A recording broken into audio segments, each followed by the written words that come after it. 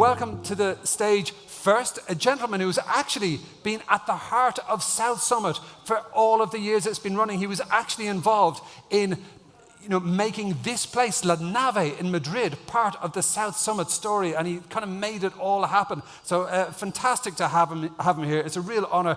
Please welcome to the stage the Director General of Innovation and Entrepreneurship at the Madrid City Council, Fernando Herrero. A big round of applause, please, for Fernando. Wonderful. Hello. Hey, welcome. Yeah? Great to see you. Absolutely. Yes, please. That's for you. Wonderful. Okay, and next, please welcome to the stage another rock star speaker who we enjoyed on the main stage just a little while ago, the CEO of Neuroelectrics. Please welcome Ana Maikes. Thank you, Ana. Hello. Wonderful to have you, Ana. Thank you so much. And that third chair just there, I'm delighted to welcome a gentleman who I just found out did the conga with Tim Berners-Lee, the father of the internet, and he has many, many more stories to share with you. Please welcome to the stage the co-founder and CSO of Humanity, Michael Geer. Thank you. Welcome, Michael. Hello. Outstanding. And we have two virtual guests to join us, of course, because we're living in a cloud-powered era. We're going to welcome to our virtual screens now the CEO of IDB Lab, Miss Irina Arias Hoffman. Please welcome Irina. She's going to appear here on one of the screens. Thank you very much. Yeah. And hey, okay, there we are. Beg your pardon. Wonderful. Nice to see you. Welcome. Bienvenidos. Nice to see you. Wonderful. And next we're going to welcome to our stage the co-founder and CEO of Portal Telemedicina, who is Rafael Figuerna. Thank you very much, Rafael. Welcome. Big round of applause for Rafael. Fantastic. Okay, and we're going to hand over now to our awesome moderator, Michael. So Michael and friends, the stage is yours. Awesome. Thank you so much. This is, it's not quite holograms, but this is pretty cool. So I think we'll just do a quick, so you got the kind of the headline of the name and what organization, but I just want to do a quick, what is their relationship with AI and ethics from each person. So I think we'll start to my right with Irina. Well, thank you, Michael, and great to be here. First of all, the power of AI integrated with so many other technologies is something that we know it's already affecting everybody and at every level. And we know that it can better serve society as a whole, but we need a more deliberate approach to do that and make sure that it doesn't have some of the negative side effects that it can have. So that's where we come in here, and looking forward to the discussion, Michael. Awesome, thank you. And Anna. Yes, so as the CEO of Neuroelectrics, a company that is developing this kind of technologies, let me word it for you, this neurotechnology to both monitor and stimulate the brain to help patients. My connection to AI and ethics is what happens when somebody is recording your brain activity or even stimulating you. So I think as a CEO, our company wants to be involved in the ethics debate on how do you need to design the technology to make sure the ethical issues are well embedded in this, really breakthrough therapy. Awesome, thank you. Fernando. Hello. I work here in the Madrid City Council as Director of Innovation and Entrepreneurship. And we want to change the city with the artificial intelligence. We have developed one center dedicated only to the artificial intelligence. Nowadays, I am a bureaucracy, but 25 years ago, I started developing in my PhD the beginnings of the artificial intelligence. Nowadays, everything has changed a lot. In fact, people start to talk so much about that technology that they want, they are looking for the regulations. And when you look for a regulation, it's because you're afraid that thing. We want to create here in the city one environment to develop that technology in a very important way. We try to do that. Awesome, thank you, Fernando. And Rafael. Hello, everyone. Pleasure to be here. At Portal, we are connecting clinics and hospitals at more than 600 cities to medical specialists like cardiologists, neurologists, and oncologists. And to enable this at such scale, we do for more than 30 million patients in Brazil and Africa, we have to use machine learning in several steps of the workflow. And by using this directly for healthcare, we had to think a lot about ethics, about patient privacy.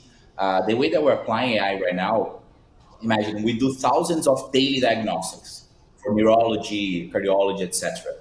The patients that are having time-sensitive condition like a stroke or a heart attack cannot wait 2 hours, 3 hours. So we apply machine learning algorithms that detect the diseases like arrhythmia, epilepsy, and wherever a disease is detected on an exam, it's prioritizing the queue for the doctors. So the AI is triaging for the doctors, so they receive this time-sensitive diseases in 30 seconds and do the diagnostics in around 2 minutes. And when we apply this in cities, we have like whole cities in public healthcare, we're able to reduce the mortality rate by around 45%.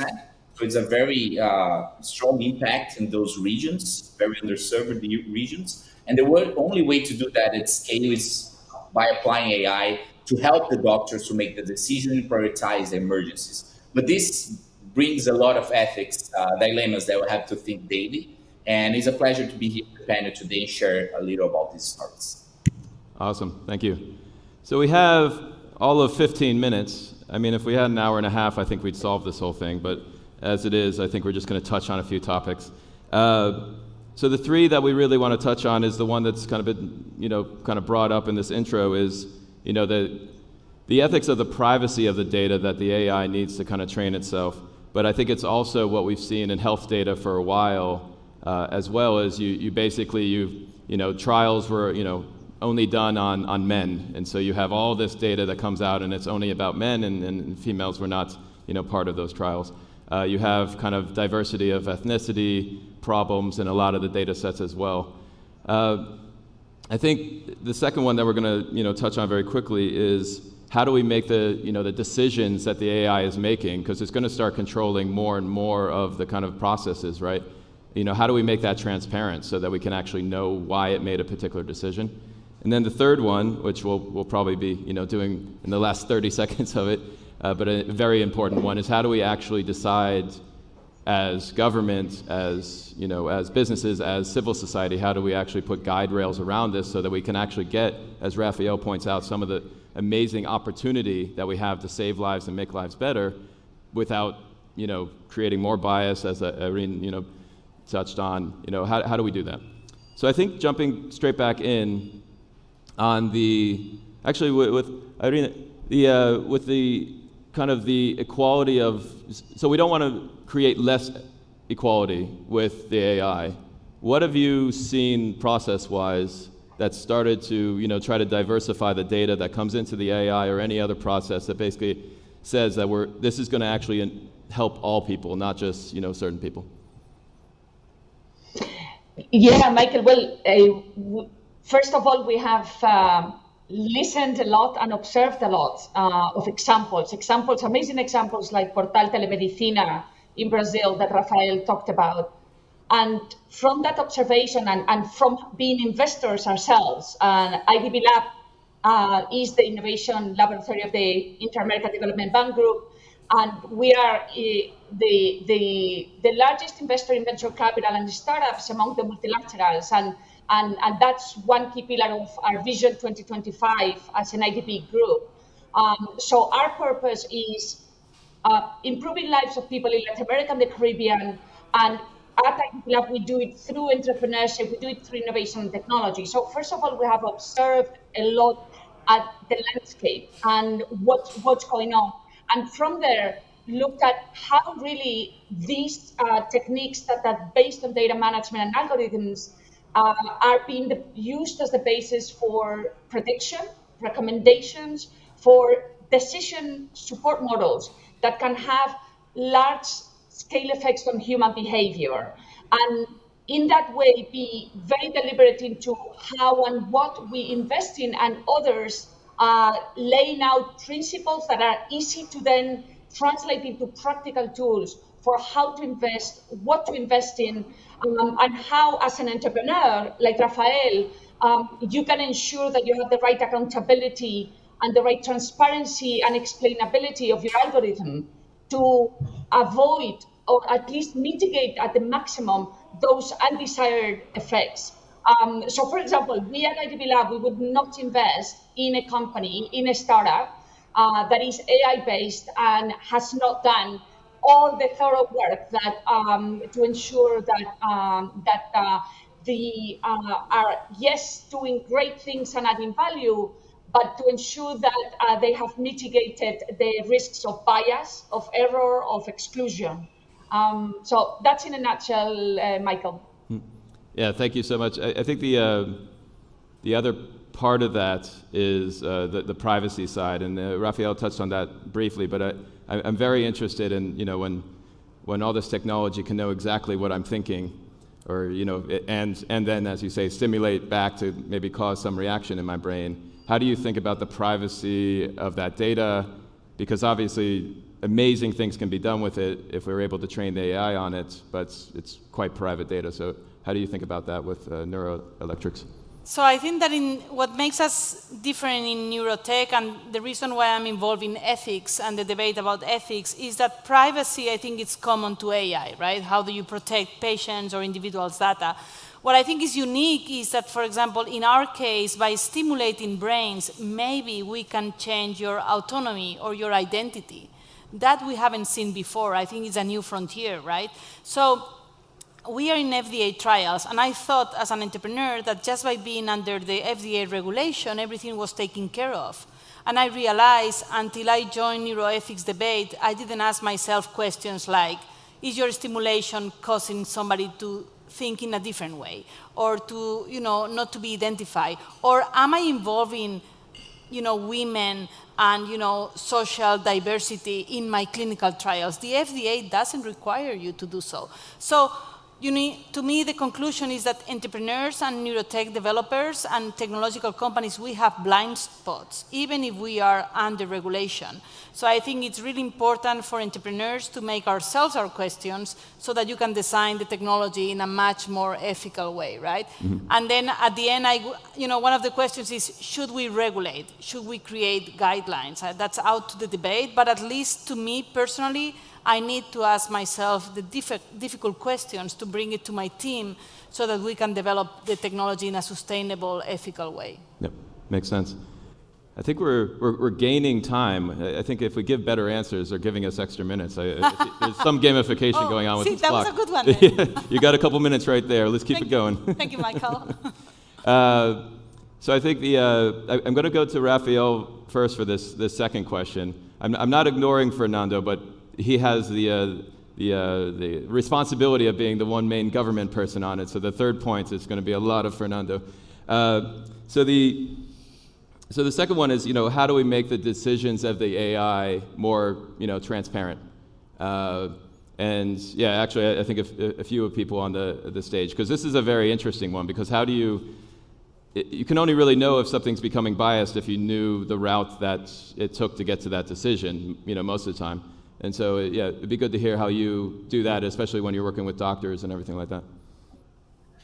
Yeah, sure. That's a great point.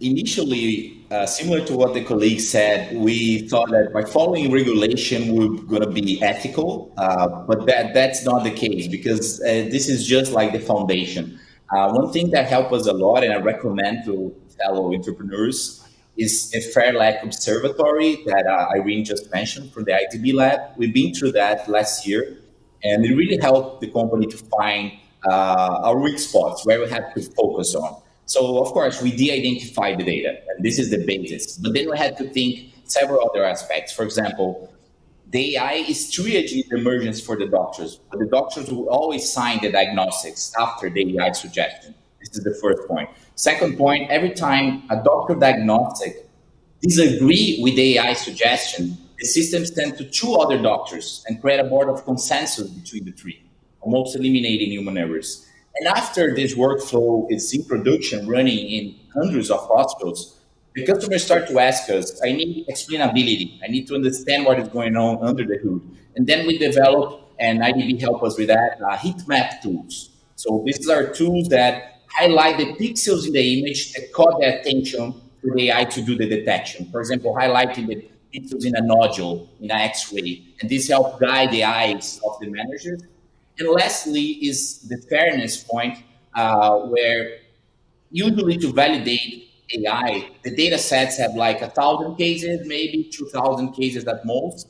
We validate every new algorithm that we develop on more than 100,000 cases. And this validation data set is very representative. We have several different ethnicities and genders and regions in the country, different medical devices. So wherever we train a new AI model, it's automatically deployed on this 100,000 cases. And then he gave us not the average accuracy and recall, he gave us the specific accuracy in these different age groups, different devices, different regions. And then we can understand if the AI is generalizing well for all these small populations, or if it's have a lot of bias in it.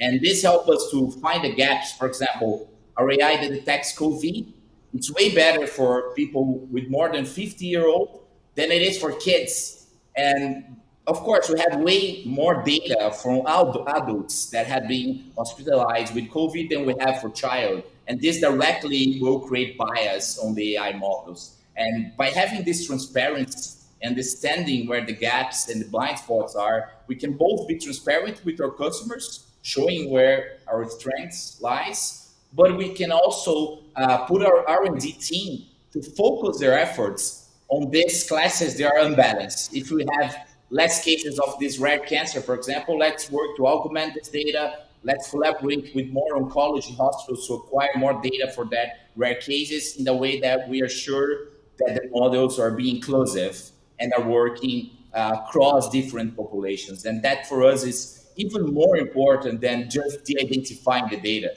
because otherwise you're just like increasing the gap between populations instead of including more people. And that was the basis for our research. Awesome, thank you.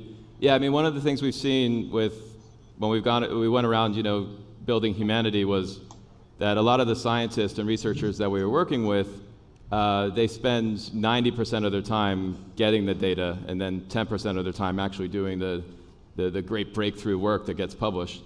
And I think the other side of the coin, we've been touching a lot on whether the data set is representative of all the different people, but the actual access to that data is also important. We've seen that if you don't, we live in the UK, if you don't go to if you didn't go to Oxford, if you aren't, doing a particular research in a particular institution, it's very hard to get access to certain data sets. And I think that also is the other side of the equality, is if everybody on Earth is able to actually interact with different data sets, then I think we'll actually get a bit more equality on that side too.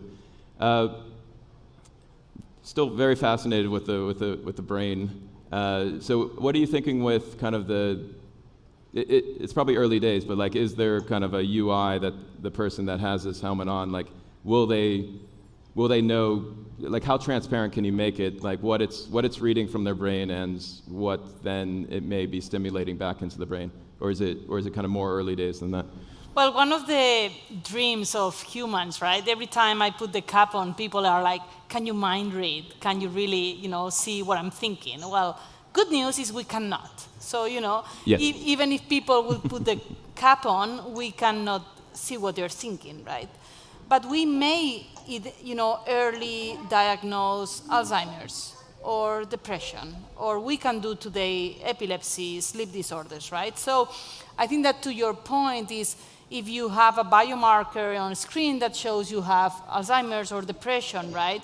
who's controlling, that data, especially if the data is uploaded into the cloud, right? Is it going to go to your employer or whatever, right? So I think that's one of the key debates. On stimulation, one of the things I've seen in studies is that maybe by stimulating yourself or a doctor stimulating you, you can change your judgment, which is a pretty big thing, right? So I think you have to be careful, think about marketing agencies, or if this goes consumer, just, social media and Facebook would be a joke. The moment somebody can tap directly into your brain and stimulate you to buy something. So those are the ethical kind of very, very strong questions that I think it's worth. But honestly, stay calm. The brain is very complex, so we are far from mind reading, and changing minds. Except for the people in the room. If you're on video, we can't read your brain, but if you're in the room. Yeah, of course. Okay. Cool. So I think I would like to ask Fernando just on this particular point. We won't verge completely into how we put in the guidelines and everything, but have you, like as a city, like if you thought about, because I mean already the city council and everybody makes decisions, and maybe actually let's take AI out of it for a second. Like, how does the city right now kind of make it transparent how it decides different things about the city? How can we do, you're saying? Well, it's complicated. Here in the city, we are trying to give the citizens a lot of transparency, not only in our work, in our rules, but also in the rules that use all of the companies, all of the firms. At the end, society wants knowledge, wants what happened, wants to know what happened. For example, the product that you're talking about, no? one thing that you put on your head, and maybe you can hack the brain, no? Maybe who knows? And in the beginning, I was talking that when someone afraid that new technology is when people ask for rules, please control that, regulate that. But there is one complicated question, because more rules give us less speed of develop the technology, and less speed of develop the technology in this world that there is a competition between countries and regions. If you don't develop your technology very fast, another one will do. So you use the technology, and then you use the rules. And it's very complicated.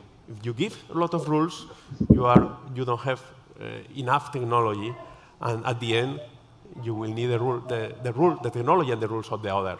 Yep. It's a very complicated question for the government. I don't know. Awesome, thank you. And that brings us into our kind of third topic, which is, and it'd be good to get from Irene. So, as I was introduced, I'm going to have to keep that introduction for every single one. Basically, we were at a different conference, and we came up on stage with Tim Berners-Lee. And for the record, Tim Berners-Lee did not do the conga line. He fully approved the conga line, but he did not actually do it. But we came up on stage, and we were talking. The reason we were there on stage that day was talking about the contract for the web, which his Web Foundation was helping with. And the idea of that was, instead of us, hauling in, Facebook or other folks, or kind of different governments arguing with each other after the fact, why don't we actually decide what we want the internet to be up front? So bring in government, bring in businesses, bring in civil society, and actually have that conversation before we actually hit the conflict point, down the road.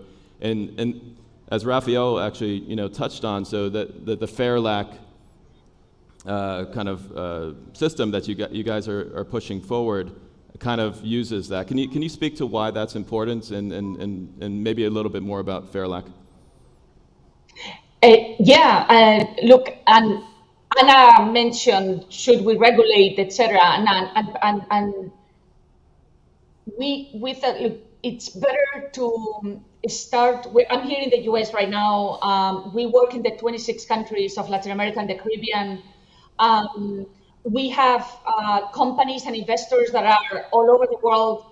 And if we wait for that to happen, if we wait for the perfect regulation to happen, either we're going to kill the innovation and the technology, or nothing is going to happen. So how about co-creating tools that are useful for the entrepreneurs, for the investors, and also work with governments to apply the theoretical AI frameworks. And that's how FAIRLAC came about. It's pretty much in that spirit that you mentioned of let's sit together and think about the kind of society we want and the kinds of practices that we want to see.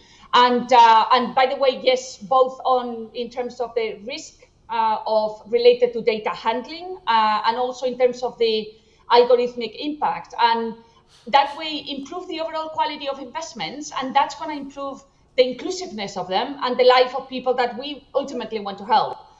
So that's how FAIRLAC came about. It's a system. It's thinking in system. It's bringing together key experts and institutions from different angles, and also creating the right incentives. Because if we are able to have these ways of understanding all these potential biases, and the great example that Rafael mentioned, I, as an investor, if I also apply those standards, I'm going to make better decisions, and I'm going to put a premium on companies like Portal Telemedicina when I look and do my due diligence on them.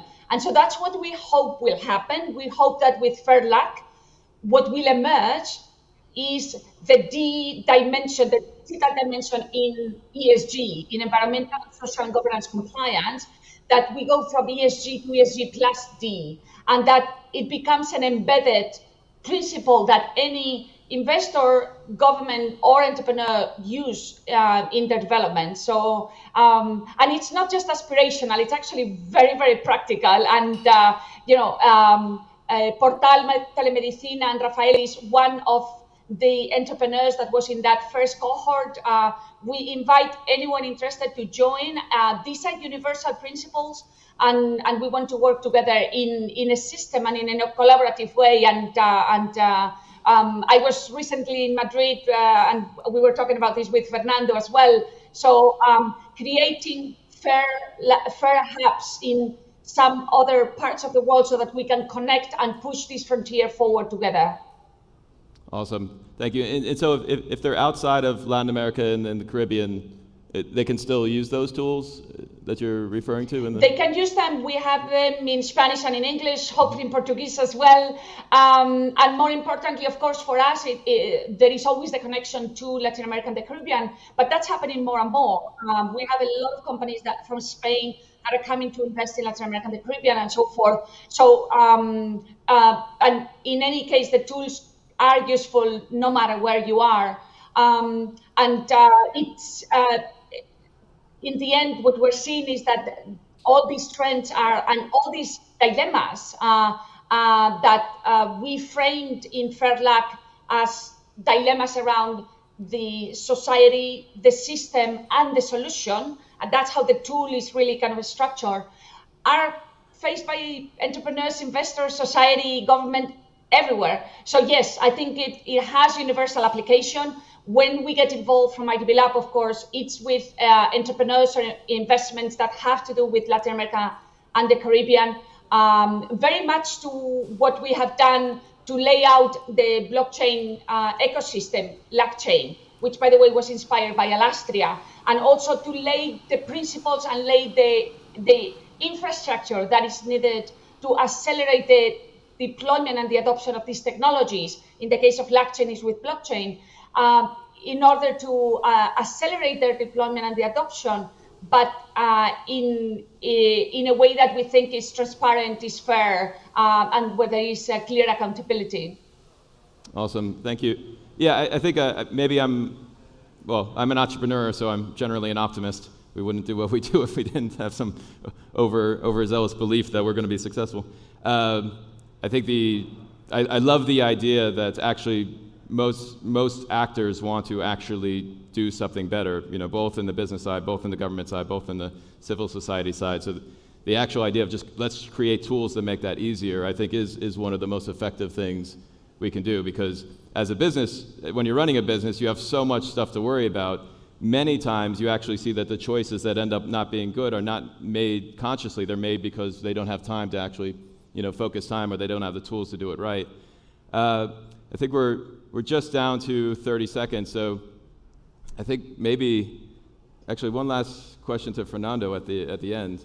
So are you now engaging with businesses on the AI side? So you're on the government side. Are you starting to engage with businesses in the local area?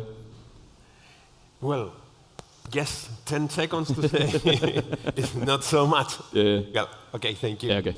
Well, yes, I want to explain one thing, or maybe I want to spread one idea in order to everyone think about this. Sure. Yes, yes. Everyone is asking for the regulations, but maybe there are not only one way to do the things, but maybe two ways. First of one is the government, give every enterprises how to do the things. That are the rules. So when you implement your algorithms, you have to use that rules. But maybe there's another way, and this is the finish, is you can do what you want. You are free to implement your algorithms, your ideas, but explain to the people. And then the people choose. If your algorithms likes, if I'm not afraid about this, I choose your enterprise. And I don't need nobody say that are the rules. Maybe, I don't know.